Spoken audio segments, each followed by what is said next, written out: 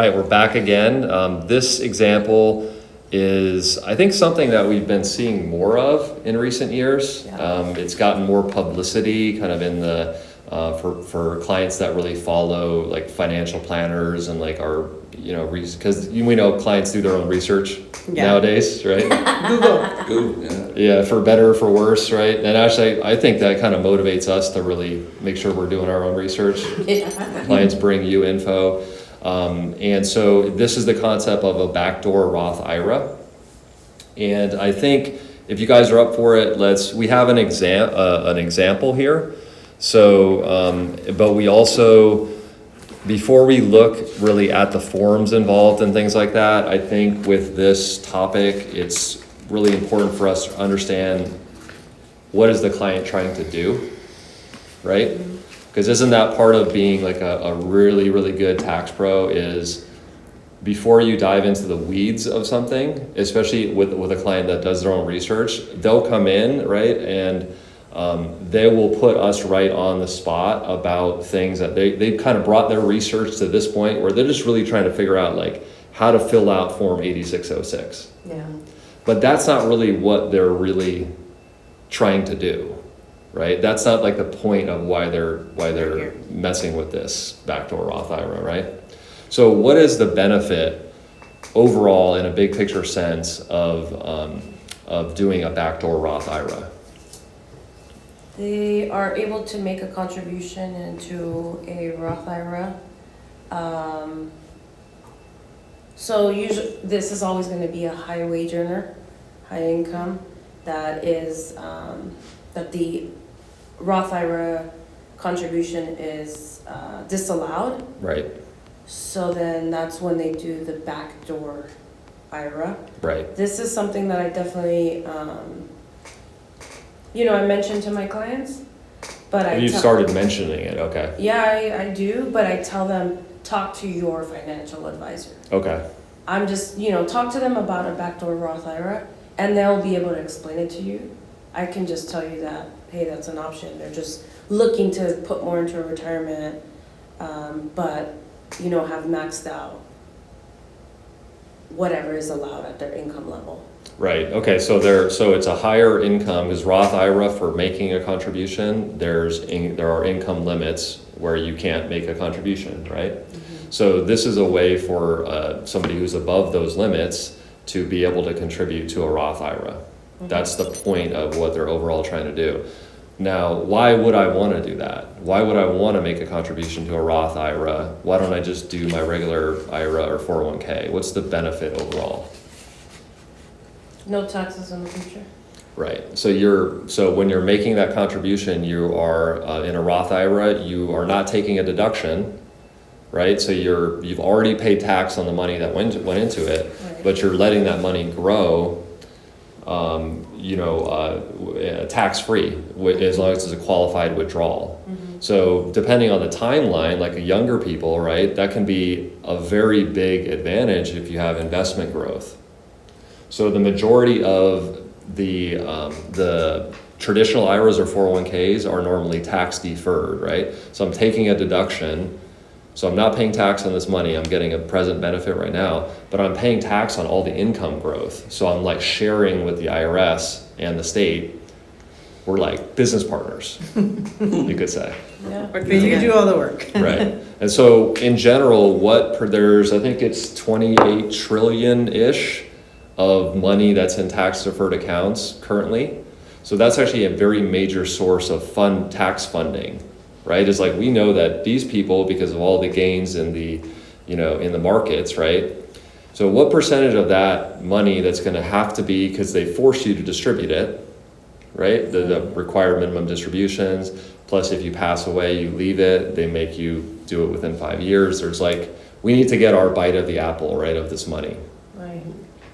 So of that 28 trillion-ish that's in those deferred retirement accounts right now, how much of it do you think is earnings versus the original contribution amount?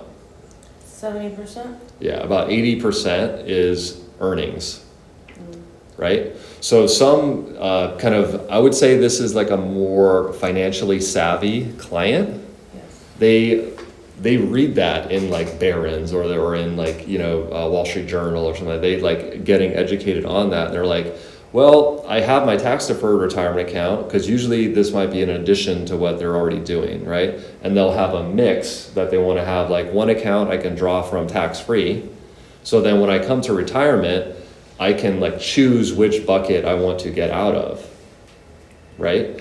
And there's other options like cash value life insurance, other kind of retirement options where the more taxable income you have, right, it can raise the tax on your Social Security, right? It can raise your overall marginal rate. 1 year you might still have your business and be able to have a lot of write-offs, but the next year you don't. So giving yourself flexibility of where to pull that money from and manage your tax in retirement, because the deferred retirement plan argument has always been your tax rate in retirement will be lower than it is now. That's the overall idea, right? So I'd rather take a deduction now because my tax rate is higher, but especially on the west side of Los Angeles, you could see in retirement, sometimes people have more income and they have fewer dependents and they don't have a mortgage write-off, right? So that may not actually be true. So I like the point, Cynthia, about, because with these kind of more strategies that are like let's say off the beaten path, you may feel like you don't want to, and I know I would feel like this, like jump into it and explain every aspect of it. You may want to just mention it and say like, is this overall something that you might be interested in? And usually this kind of client that would be interested, they might have another resource like a financial advisor that can really, like, that's their job to really get into it, right? And say like, well, what kind of investments would it go into? Like a Roth IRA, a lot of times they want to have more aggressive investments because you have a longer time horizon, and the more return you get, the more tax-free income you get. So it may be more like a mentioning things, option rather than delving in and saying all the words that I just said. Does that make sense? Yes. Okay. And then there's also the clients that where they've already done it and they're just bringing it into you to administer the forms. Yeah. And that kind of in a way is like, if you haven't dealt with these a lot, is a little more nerve-wracking even, because they already know what needs to be done somewhat, but they're expecting you to do it. Has that ever happened to anybody, or is that just me? No, it happens. Okay. So again, savvy clients, and then this form 8606 is really the main, okay, like I have a backdoor Roth IRA client, because there's only usually a few of them each year. So they kind of like, it's like, okay, this is the issue that we're going to be dealing with this on this return. There may be other issues on the return, but like we really need to address this, make sure it's done right. And the form that, comes into play is that 8606. All right. So when you're doing a backdoor Roth IRA, you're making a contribution to a traditional IRA, right? Right. And then you're converting that into a Roth IRA. So what is the form 8606, and we can look at this example on line 1. You're telling, like you're reporting and documenting with the IRS that you, on line 1, you can see you made a contribution, $6,000, to a traditional IRA, and you did not take a deduction for that. Correct. Right? This second line is where things start to potentially get confusing, because it says enter your total basis in traditional IRAs. Then you're like, oh, that's right. So why is that important to consider? Well, when you start converting, you need to know the basis. Because you can see if you follow the form, you're going to have words like multiply, words that are, wow, multiply. I just really prefer to stick to adding and subtracting.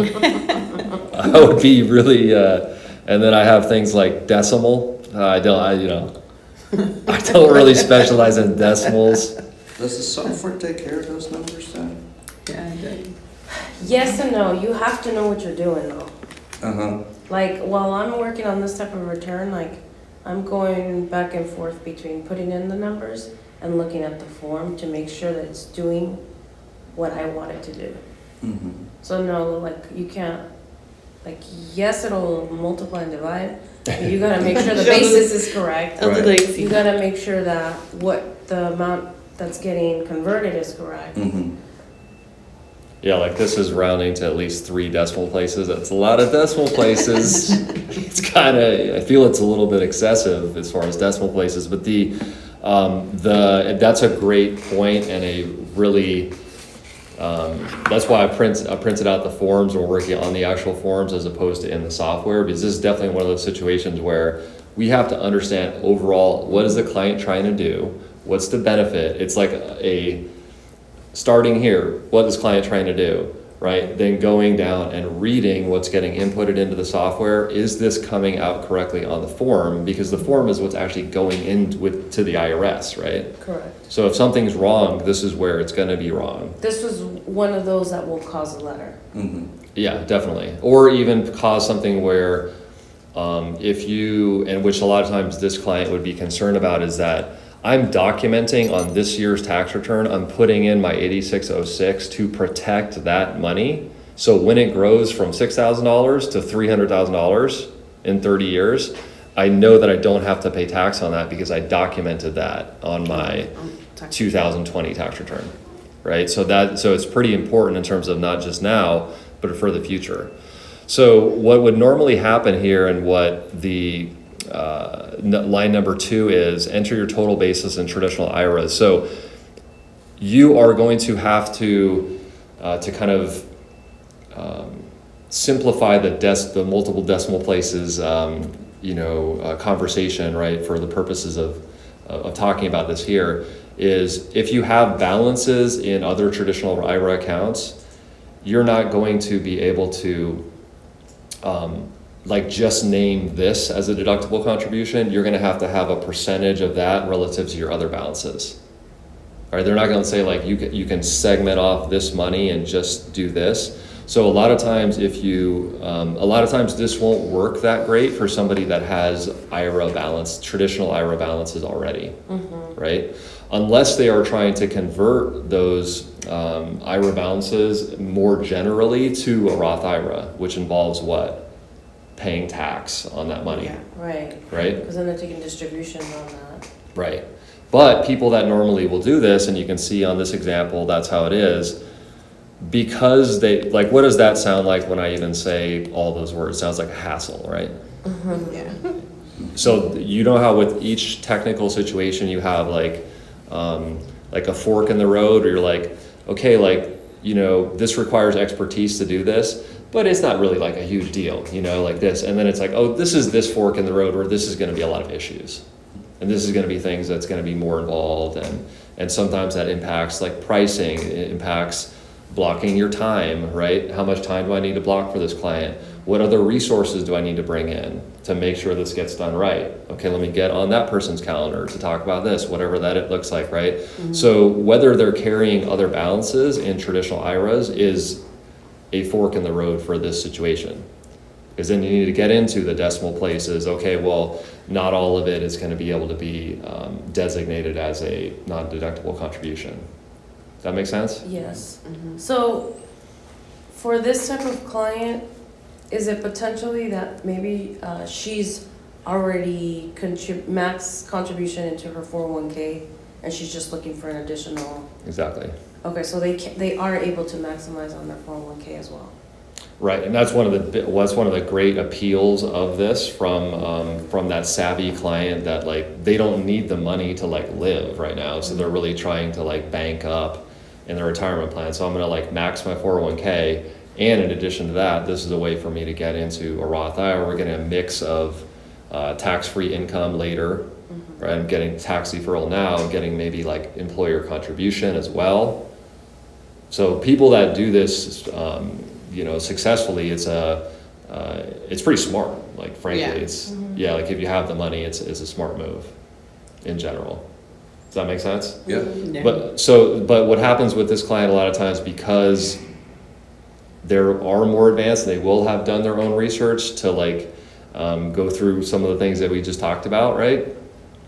They won't be carrying balances in traditional IRAs. So like for example, it's a pretty clean, there is some balance here, like there's $6,000. But most likely that was like the balance from the previous year, it looked like. So not normally, but a lot of times they're just doing this once a year to just get in the money into the Roth IRA. So they just would contribute it, right, and they immediately convert it over. Right, So there's not like a lot of earnings necessarily. right, that's usually what I see. Right. But you can see here that there was a balance in this example. And so if we kind of think through like timeline wise and go down to line 16. If you completed part 1, enter the amount from line 8. Otherwise, enter the net amount you converted from traditional SEP and simple IRAs to Roth IRAs in 2020. So that's $12,000. So timeline-wise, She probably did one before the deadline, right, before the April 15th deadline, to get it in for that year. to get it in for the Previous. previous tax year. Yep. And then probably did the second one that same year, and then just converted it all at the same time. So like got the idea, right, and then was like, while I'm at it, I might as well do, this year, Right, and then and shortly correct. thereafter, right? So communication-wise, that's a big thing too, and I think we're seeing that throughout all the technical stuff, right? Is that we can't just be living in our own, imaginary tax world. There's actually engagement with the client that happens because they're a teammate on the work, right? So finding out, tell me about like what happened to get into this account. And when did that happen? So this contribution was made for this, and which tax year was this designated towards, right? So you may have like a 5498, right, is the information form about contributions and balances to IRAs. We may want to check that and verify that. And we have, in addition to the decimal places and the multiplication, we have worksheets, publication 590 worksheet. It looks like in taxable amount here is 0 on line 18. Okay, so what would be an example where this $12,000, so I have $12,000 that have been placed into traditional IRA, and then I'm converting that over to a Roth IRA. How could that not be taxable? Why would that make sense? Because she wasn't able to take a deduction on it up front, so she didn't get any tax benefit, Right, and that's why it's a non-taxable event. and also no earnings, right? So like, let's say the money was just like into that account, and I think to your point, most likely we would feel like, well, if you have that $6,000 originally into investments, it will change in value like one way or another, right? But maybe it was just it was similar to the time, so it really was not even like put into investments, it was like dropped into the account to do this specifically, right? So there's no earnings on the amount. Whereas if you put in and you had earnings, then this line 18 is going to be not a 0, right? Because you have additional earnings you're needing to reflect. So this person is getting this money into the account. The 8606 is documenting the, I haven't taken a deduction for this, right? So this account, now when I let it grow and keep growing, I'm gonna be able to access it just like a Roth IRA with pulling from a tax-free bucket. Does that make sense generally? Yeah, Yes. it makes sense. Okay, so with these kind of clients that, and it's interesting and challenging the mix of clients that we have in the West LA office. Because you have a lot of different people, it's kind of like LA in that way, where there's just like, there's a lot of different people that you can interact with on a daily basis, right? And so this is, I think, a technical item that is enabling you to work with that more investment-minded client. And I think even as we say that, right, we can think of a few particular clients, right? And mentioning it and or being able to administer it. So a lot of times the person might even, because that client, they do their own taxes a lot, right? And they know. As part of their overall, like, they're smart, right? Smart people problems, right? So this might be a trigger point where they are now using a professional service because they have a backdoor Roth IRA. And they want to make sure that it's done correctly for the reasons that I just said, not getting a letter designating and protecting the account so that they can draw from it tax-free. So imagine you draw from a tax-free and the 8606 wasn't done properly. And now you're trying to access 300 grand Yeah. and you're in jeopardy of not being able to do that because you didn't do your taxes right for that year back 30 years ago, right? Yeah. So this kind of client,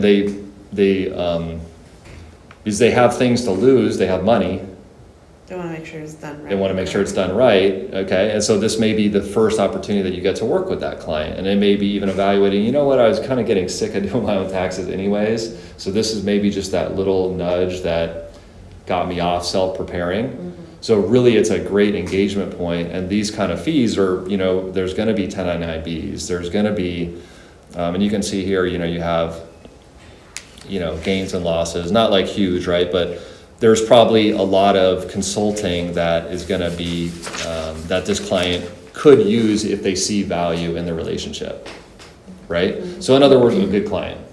Yes.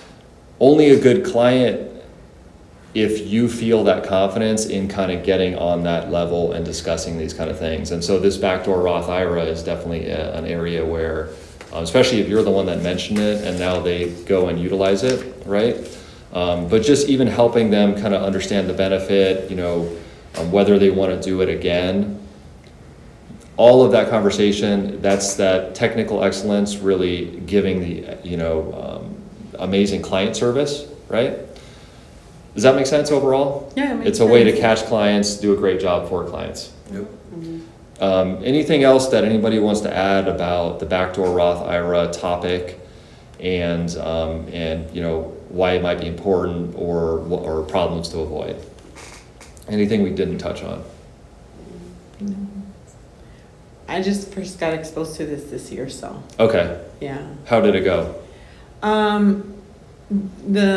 It went good, but then it didn't because the gentleman was insisting that he needed to get the credit on another form. And after I spoke to you and Cynthia and then did the research, it wasn't supposed to be done the way that he did it online. So he was just like, no, I'm sure that I can do this. And it's like, I said, okay. Which credit is that? It's the one on schedule. He wanted to take like an adjustment, like get the traditional IRA deduction. Yeah, get And, both. Yeah, yeah. exactly what you just said. Okay. So have it both ways. Yes, he Okay. wanted both ways, and apparently TurboTax allowed him to do it the year before, and it wasn't allowing him this year. So I don't know what he did on, like, even after I looked at his return, I'm like, how did you even get this here? And he's He like, probably somehow added it twice. Yeah. probably, and they Okay. gave him the credit. So And it may be different years too, right? Like it may be that, like you kind of logged it into the TurboTax system that you put it in for this tax year. Yeah. But when did you distribute it, et cetera. So, but understanding the overall concept, because I remember Yeah. working on that client with you, is that you're trying, like, did you take a deduction for this money already? yeah, If so, then you're gonna need to pay tax on it now, Right. right? If you don't wanna take a deduction for it, you're not gonna have a deduction. yeah. Right, so we just know from overall tax knowledge kind of what to look for, right?